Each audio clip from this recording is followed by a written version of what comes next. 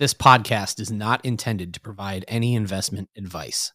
The opinions expressed here by either the hosts or guests do not necessarily reflect the views of PSA, Collectors Holdings, or any of their affiliates. Any discussion of collectible values in the past or present is not a guarantee of future performance.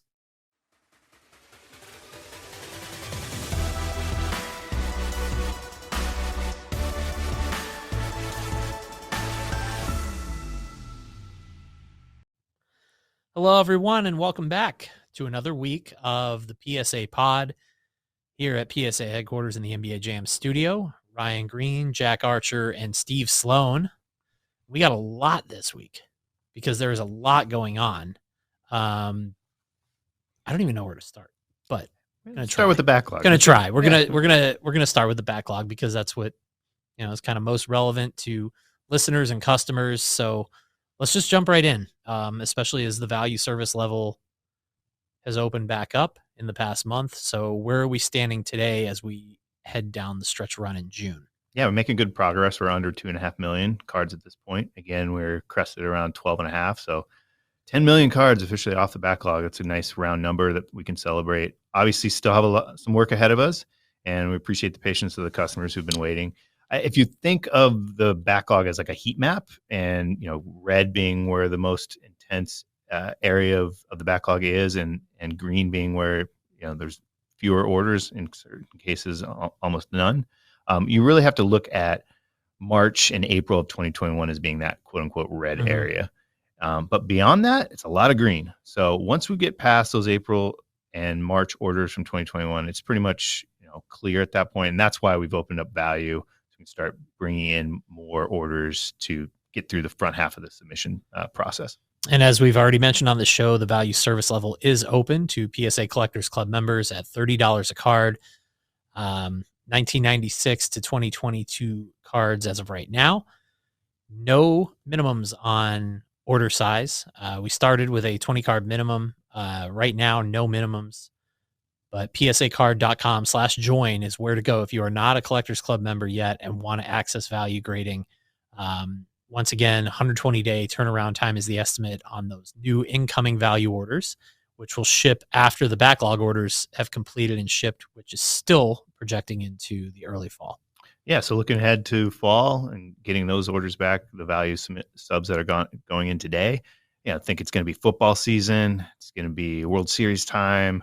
It's going to be start of the NBA season. So a lot of, look aheads for potential hot markets in that time, the back half of the year. So it's kind of fun to think about putting together submissions today for what could be coming in that part of the year. It's fun to look forward on that too, because we're in kind of the slowest part of the sports calendar right now. Are we ever?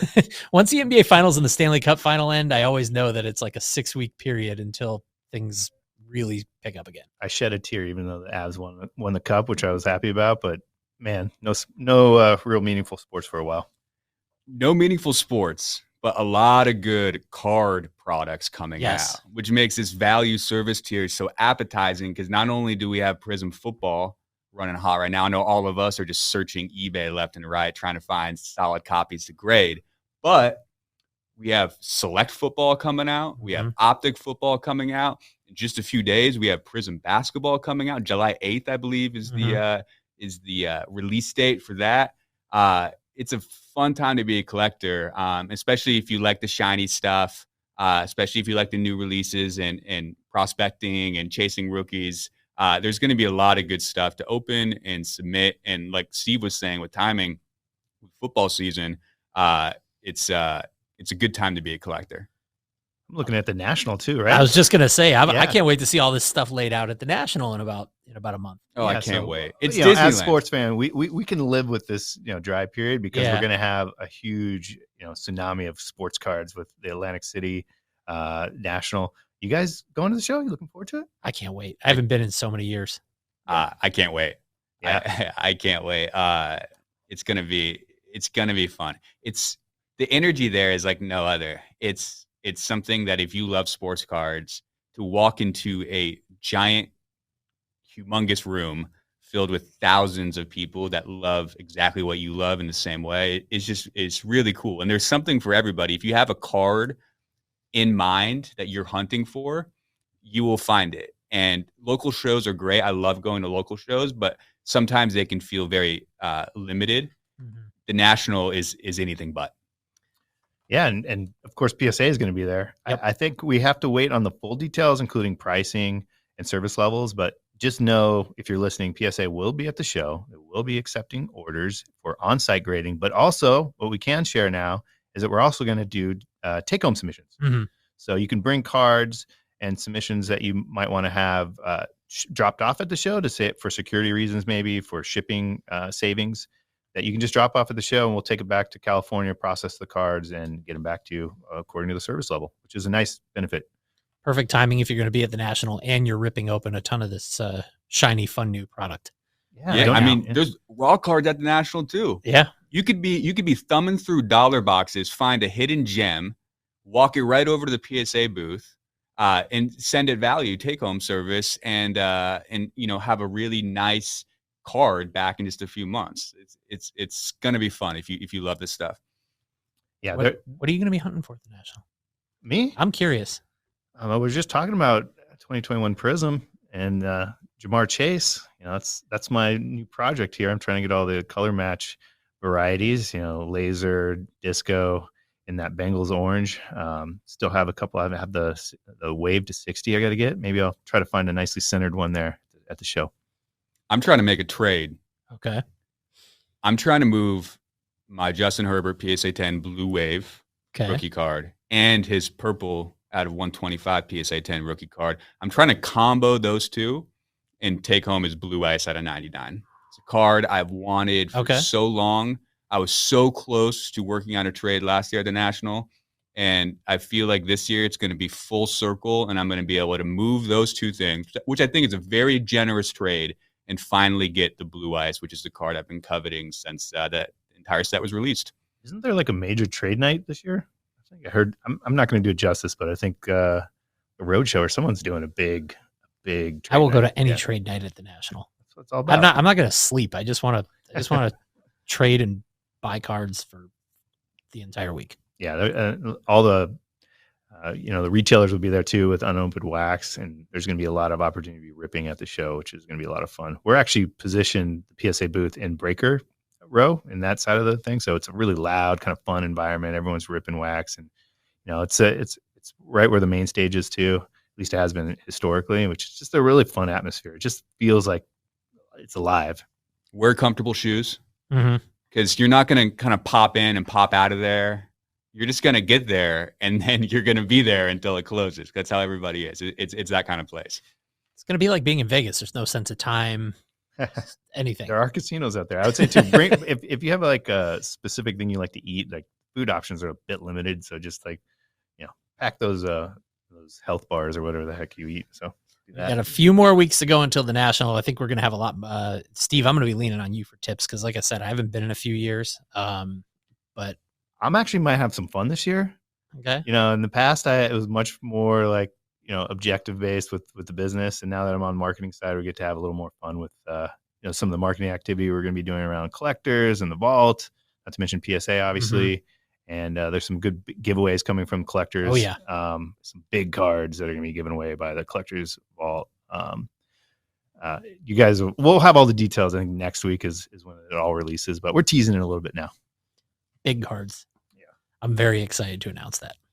Well, we're going to be joined a little bit later in the show by Brendan Bigelow, product manager here with PSA, who's going to be providing some really interesting insights on. I'm not going to do this justice, but we're going to be starting again grading star basketball cards from 1984-85 set, which of course features the iconic, I think it's iconic, Michael Jordan number 101 XRC. Hasn't been graded by PSA in a long time. Brendan's been kind of leading the project on bringing this back and making this a gradable product again at PSA for Jordan and some high-end vintage basketball collectors. It's really cool to get into the details of everything it's taking to bring this back. So Brendan will join us a little later to discuss that. Make me feel old calling 84, 85 vintage, right? It is vintage. It's almost 40 years ago, right? It is. Yeah.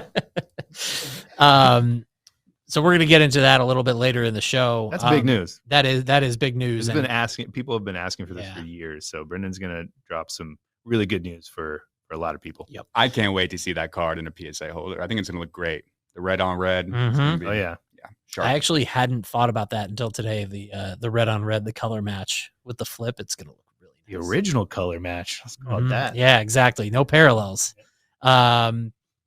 Speaking of red, we made a little bit of a splash last week, Jack. I'm glad you're here this week because the PSA Magazine cover. Yeah. For July 2022, we've talked on this show about making your efforts you're putting into making this like a collectible piece, and I feel like you really hit high gear with the July issue. Yeah, this was really fun. I think the first episode I did on the podcast, one of the things I said was one of my main goals here is to make a magazine about collectible. And this is just, one of the ways that we can do this. And it turned out really cool. So if you haven't seen it yet, our July issue is traditionally like a Comic-Con issue. So we have a lot of fun with tying it to, the huge trade show down in San Diego. And we did a Kobe Bryant cover that nods to a vintage Black Panther cover. And it's just really, really beautiful work. It's really fun, and it just looks incredible printed on the magazine. But what's really cool about this one is in a nod to PMGs, which we also did a big story on in the issue, 90% of Collectors Club members got the red version, 10% of Collectors Club members got the green version. And it's been really cool to see the reaction because people are digging this. And the people that got the green one are so stoked. And we're seeing a few of them sell on eBay. A couple have sold for over $70, which has been crazy. So the Basically idea pays for your membership for the year. Yeah, exactly. And it's just it's fun. And what's kind of unique about this is that these started delivering to mailboxes about a few days before we announced the dual covers. So people were sending in tweets and messages on social media like, wait, like mine's green, like what's happening? And then we announced it, and people were really excited. And it I don't know, it makes me just really happy to see people like just dig this and know that we're doing more things like this. Yeah. And we're not going to just do it just to do it. We're going to do it strategically, and we're going to do it with a lot of thought and cleverness, and just be really considered about doing it, because we don't want these things to feel just like overprinted refractors that are not special. We want these to feel really unique and interesting and coveted, because this magazine's being created by collectors, and we know what we would want, and we're trying to create that for our Collectors Club members. It's the mail day between the mail days, right? Yeah, exactly. Which is a kind of nice approach to take. To sort of recap, you've got the Griffey cover with the refractor. You did some autograph versions with that one as well. And those just started delivering. Yeah. So we saw the first one pop up. That thing, it looks great. Imagine getting that in the jumbo holder. Yeah. And then you've got the Kobe cover with the red versus green. I'm sure you have more in store for the National. You can save that for a future episode. But the one that I'm really excited about is the September issue. So more on that in a few weeks. But that is the one I think people are going to be really into, and we'll continue to shake things up and have some fun with it. It's a great added benefit to Collectors Club membership. Just knowing that you're being like automatically entered in things as cool as this. Yeah, it keeps it fun, right? Mm-hmm. And I would say it's so rare they can't even find a green version around the office. No, we didn't. We didn't even get one. Jack didn't even get one. They sent us 2 boxes, 25 issues each, and we use these boxes to distribute them to employees, and we leave them at like the coffee tables and stuff in the lounge rooms and the break areas, right? And I was like, there's absolutely going to be at least one green one in here. No, not a single one. 50 reds, all we got. So now I got saved searches on eBay trying to get this magazine.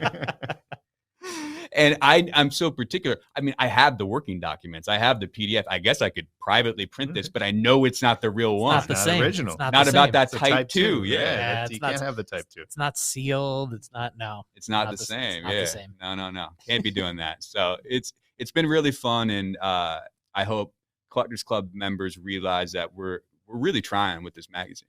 And value service is, a huge part of being Collectors Club member, but we want, the magazine to be really a driving force for people to kind of fall deeper down the rabbit hole of cards and collecting. I was really shocked there wasn't one green issue in this office. I still can't get over that. It's good because it means it's in the hands of the collector out there. Exactly. And somebody, hopefully they realize it and throw it away before they saw the news. But if they did, now there's even fewer out there. So, just drives up the value of those that are on eBay and other places right now. Oh, I wanted to talk about, we're kind of talking about things in the news in the hobby. There was nothing bigger this weekend. The Triple Logoman sold. That it did. It was such a well-marketed card by the folks over at Golden. I don't think you could turn 360 you saw degrees it without somewhere. seeing it. Yeah. And so, it's the price, $2.4 million, strong price. I think it broke the record for a card sold within the same year that it was released. Yeah. But there's a lot that goes into a record-breaking sale. And I think we could all talk about, the fact that it didn't have a numerical grade, wasn't autographed, some of the things that a lot of collectors look to. But still, all things considered, I think it did a really big benefit to the hobby, just to expose new people to the fact that we have such iconic cards coming out of modern day releases. The thing that I just kept thinking about every time I saw that card is like, now the bar is just raising on the manufacturer's end now, right? Like I thought that was a great idea for a card, and it just, everything about it was really well thought of in terms of the approach to it. Where do you raise the bar from here? Because you want to keep seeing these like bounty worthy cards coming out. Where does it go from here?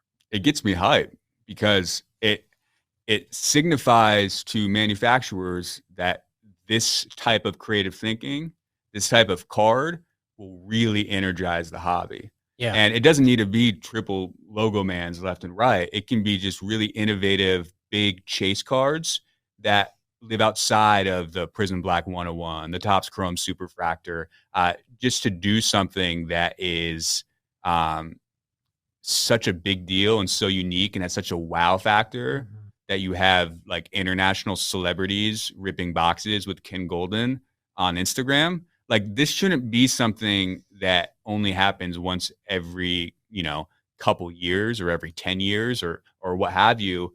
I really think the smart people at Panini and Fanatics and Topps and Upper Deck, they have the ability to really swing for the fences and try to make something that feels as special as this Triple Logoman did. Like, selfishly as a collector, I hope it leads to an arms race, right? Yeah, totally. Like, what can the next manufacturer do to one up the Logoman to make an even bigger splash in the hobby?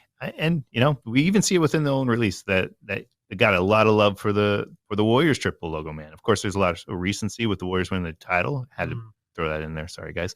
But it just, you look at the full path of when the product came out.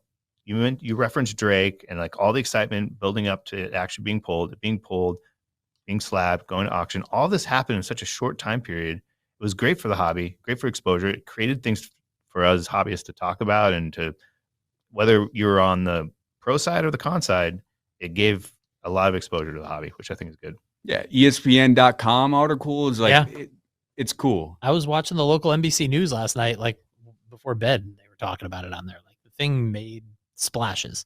I'm excited to know what the three dudes who went in on that break together, where are they putting those profits? Yeah. They're going right back to cards. How are they allocating their new small fortunes, large fortunes, frankly? That's the fun part to me. Hopefully they'll be at the national. Maybe they'll talk about it. I was going to say, a lot of it has to, if it were me, a lot of it has to go right back into the hobby, but yeah, I know. That's like always. That's like playing the game of like, what would you do if you won the lottery? Your significant tomorrow? other Yeah. might have something to say about that. Probably. For you all can't of- really for all of conceal a us. card like that. Yeah. But no, it just had me thinking all weekend, like, what's another card out there? And I think we've had this discussion on the show before. Like there was the big news last week of Peyton Manning's nephew committing to Texas, right?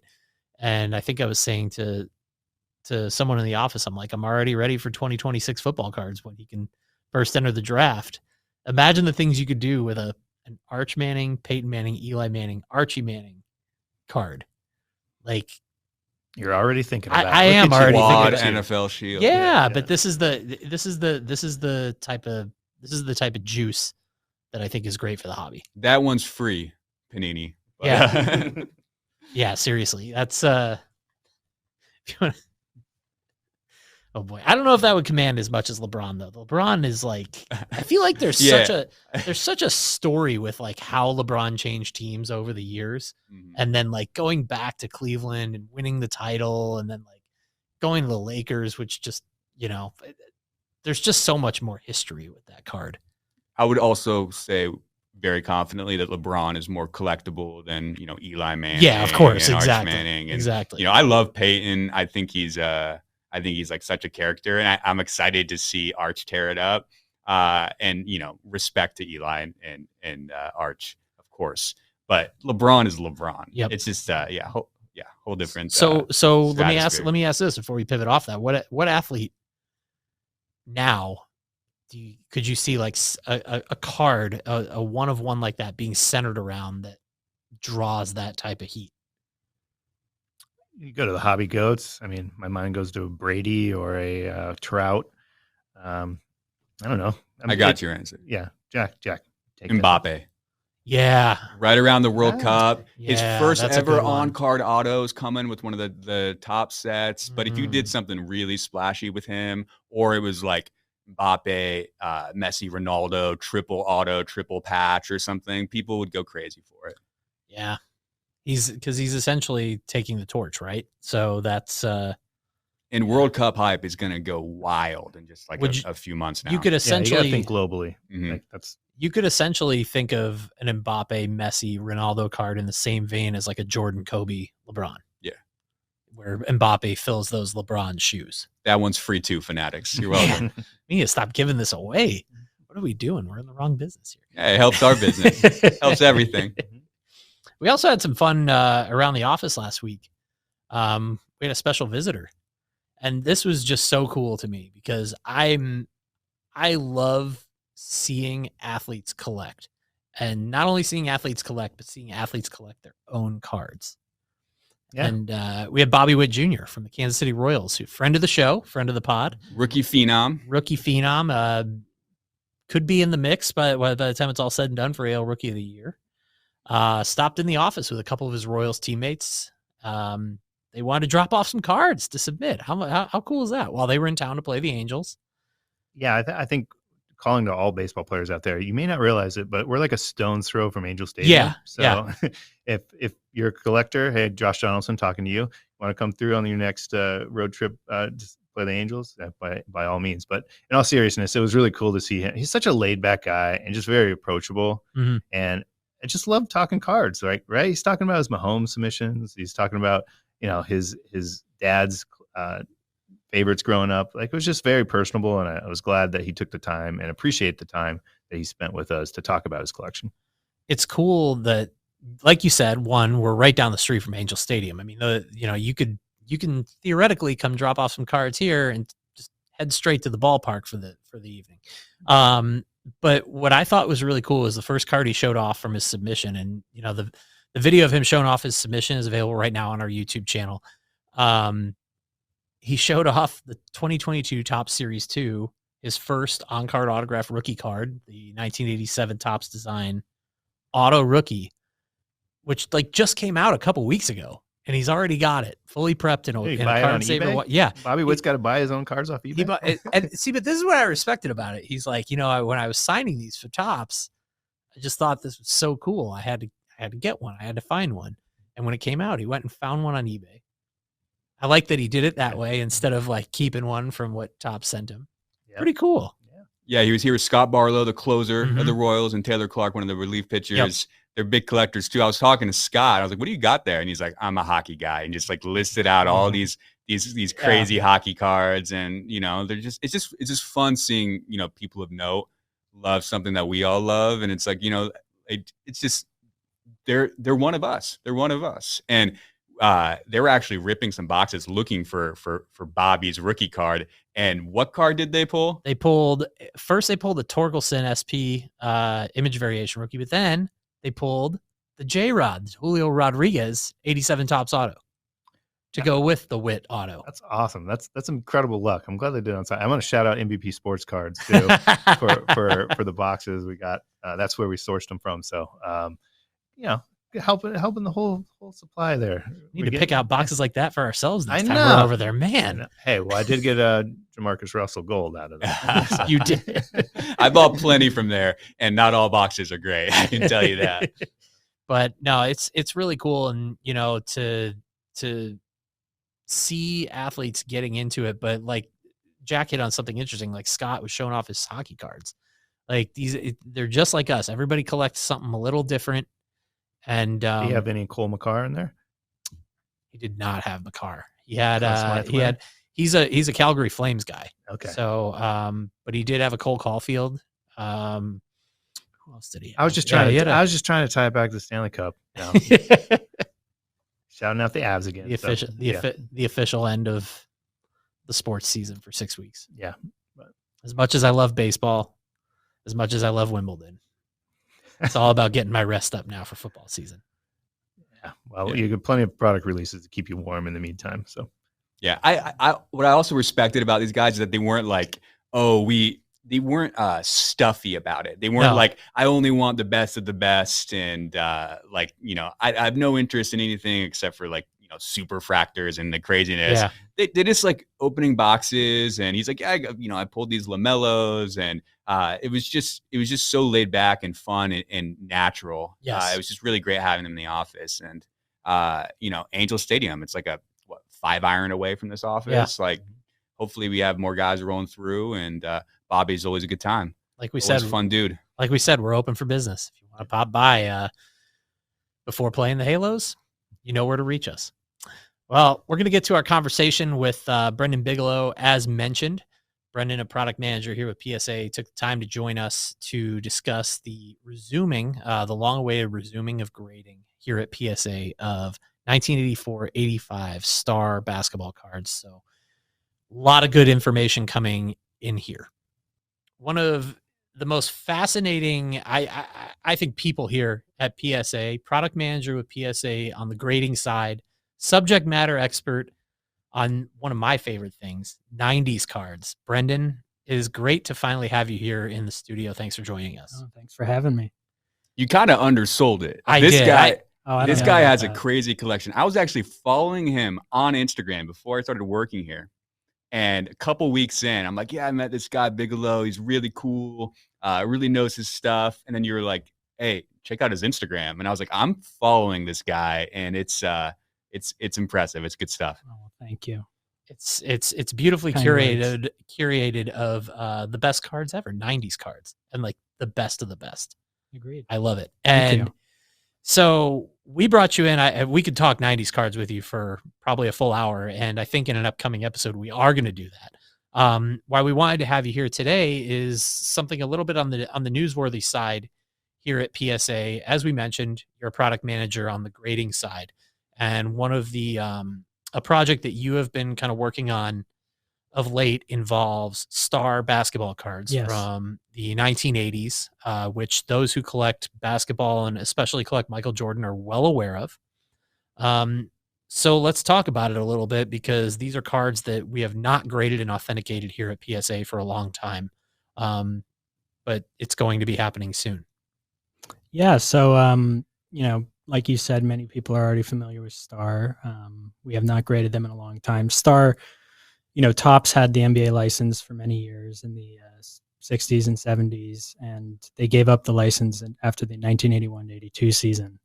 And Star kind of stepped in to fill the void in 1983 and got the NBA license and released their first set, which was just an all-star set. It wasn't really a true basketball card set. 1984 to 85, it was a 288 card set, and it's most notable for having Michael Jordan's, what some people refer to as his true rookie card, but you'll most often see it referred to as his XRC, which stands for extended rookie card, which doesn't really have a true definition. It's often used to refer to cards that are, released either before players start officially playing in the NBA. Like you might be familiar with LeBron James's 2002 Topps Finest XRC, which came out before he actually debuted with the Cavs.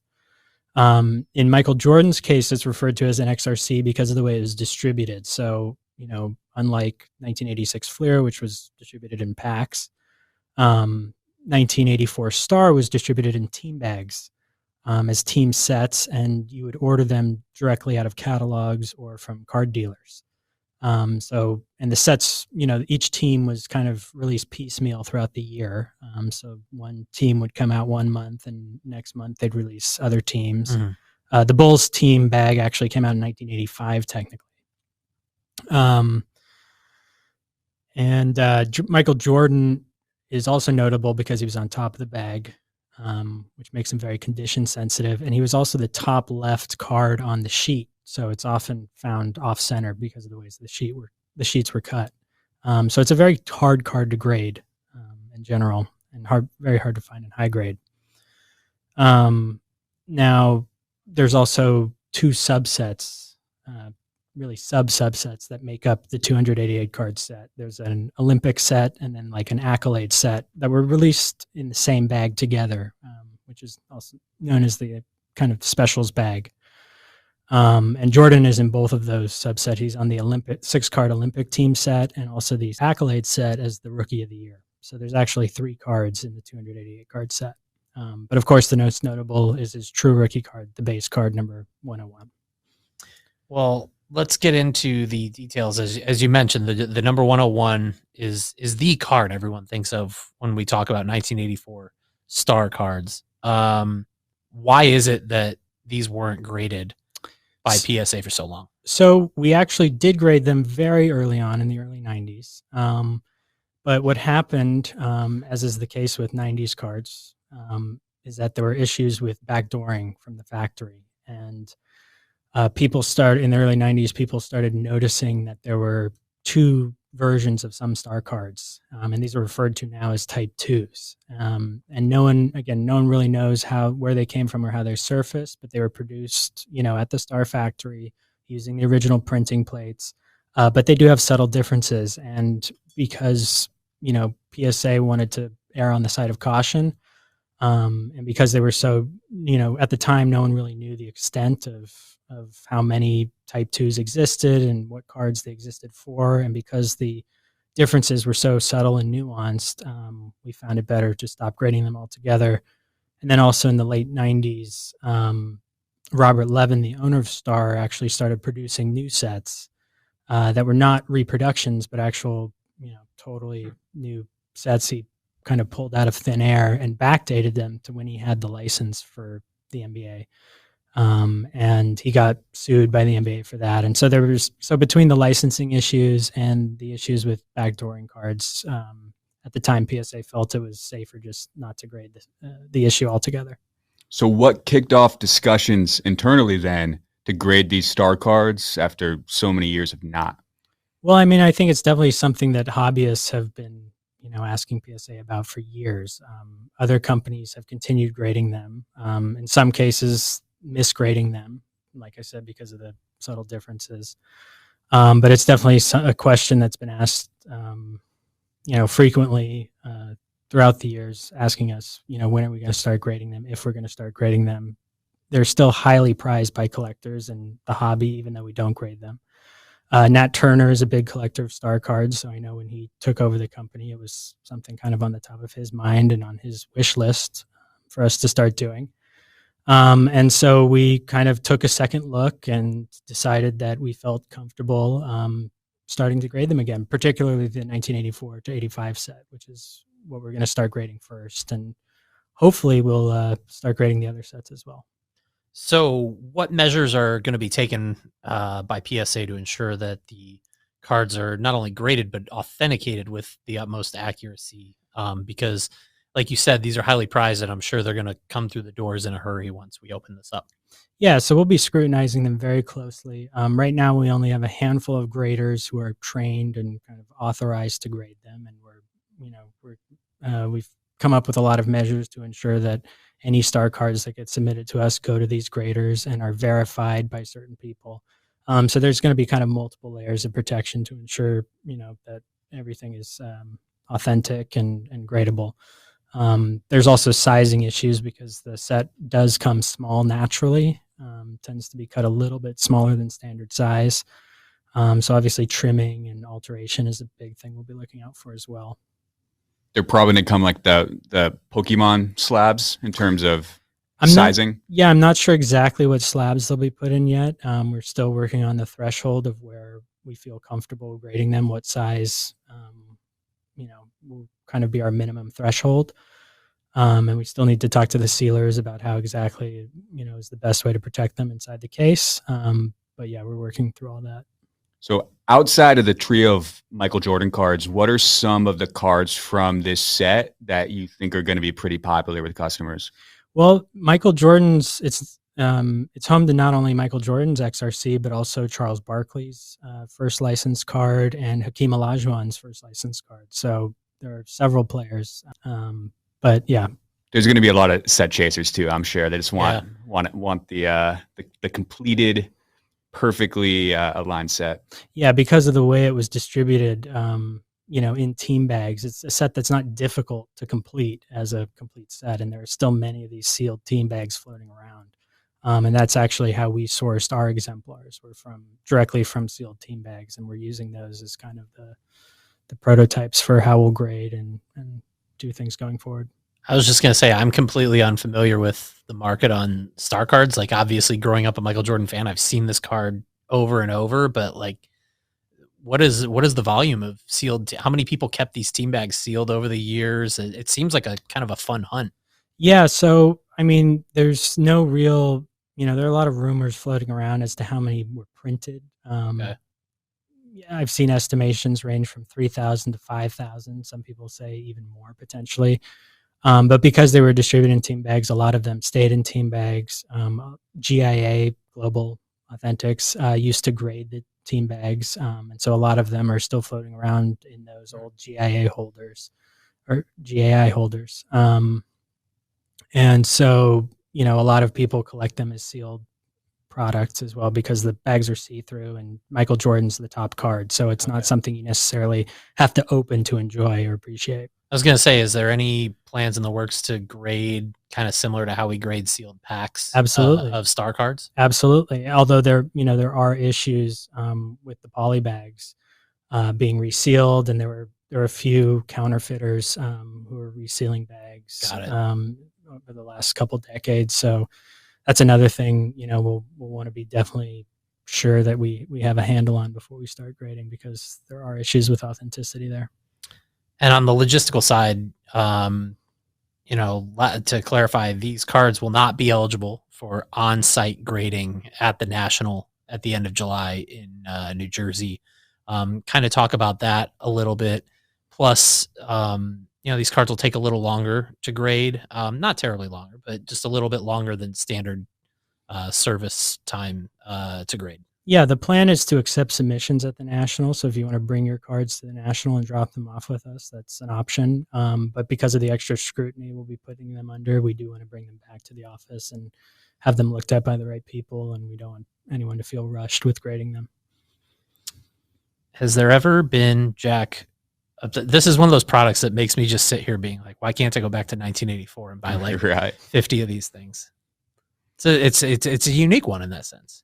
Yeah, I'm really excited for these to be in PSA holders, and I'm very excited to see what the condition sensitivity plays out in scale once we grade more than a handful of these. And I'm excited to see how the market responds and Michael Jordan collectors and how his Fleer rookie reacts to this. There's a lot of question marks, and I think as a collector, it's very exciting, and it will be, whether you're a Jordan collector or not, it will be entertaining to sort of look at how things react to to this announcement and this news. Yeah, I think there's a lot of collectors out there who've been, you know, kind of interested in this set, but are intimidated by it and are scared of getting into it because of all the rumors and the fact we haven't graded them in so long. So we really hope that by grading them, they, you know, we kind of legitimize them in the hobby a bit more than they have been. And like you said, it'll be interesting to see how the hobby reacts. Yeah, I can't wait to see it. And any new infusion of Michael Jordan blood into the hobby is a good thing for all collectors, I think. Absolutely. And they'll look great in those red holders, you know, red on red. Oh, it's gonna look just incredible. Yeah. I'm pumped for it. Well, Brendan, thank you for joining us. As I mentioned, we're gonna have you back soon because we need to have a deep, full 90s card conversation. We'll get into it. Stay tuned to our social channels. And if you are a Collectors Club member or a PSA customer, stay posted on the email because we're going to be sending out updates regarding star card grading for those of you who are interested in it. So, Brendan, thank you once again for joining us. Yeah, thanks for having me. All right. Well, a lot of really good information in there about grading of 84, 85 star basketball cards. I expect this to be pretty popular news. It's going to be incredibly popular. I think as I said, over the years, a lot of customers have come forward asking for this, and it's nice to be able to deliver on it. And so hats off to Brendan and the rest of the grading team for making it happen. But the question is, what does this do to 86 Fleer in the pantheon of Jordan cards? Does it change anything? What do you guys think? I think it only builds Jordan collecting. I don't think it takes it over. I don't think it becomes the card, but I think it only just it enhances Jordan collecting, especially for people that are kind of laser focused on his earliest cards. Yeah, I kind of liken it to Mickey Mantle, 52 Topps and 51 Bowman. And 51 Bowman's the true rookie, but the 52 is recognized more widely as being the iconic card between the two. And I see a similar path here for these two. I mean, yes, the purists can point to Star Card as a true rookie, having come out earlier rookie season type thing. But I think it's just built such momentum from the 86 Fleer that's going to be hard to overtake for the majority of hobbyists. 86 Fleer has the iconic image.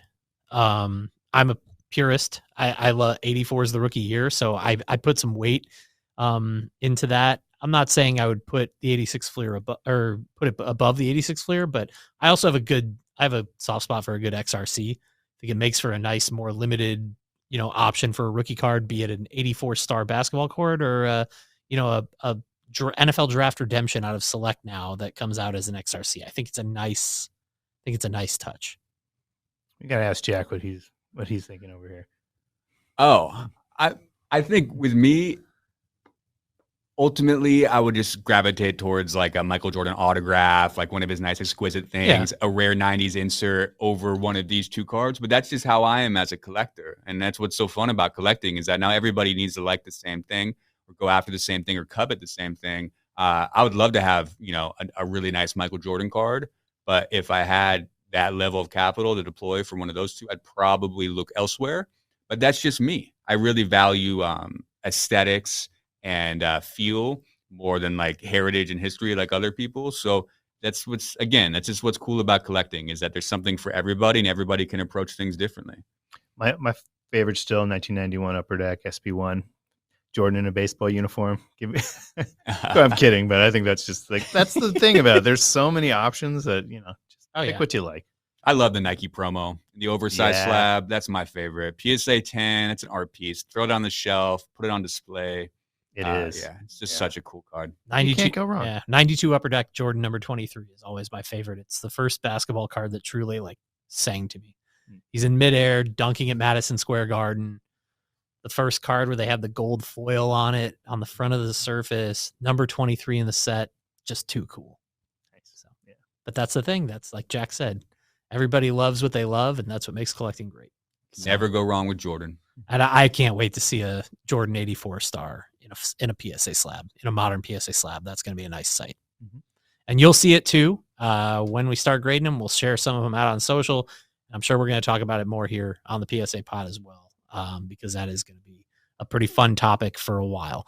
For Steve Sloan, Jack Archer, Ryan Greene, this was a fun week here on the PSA pod. We will be back once again next week.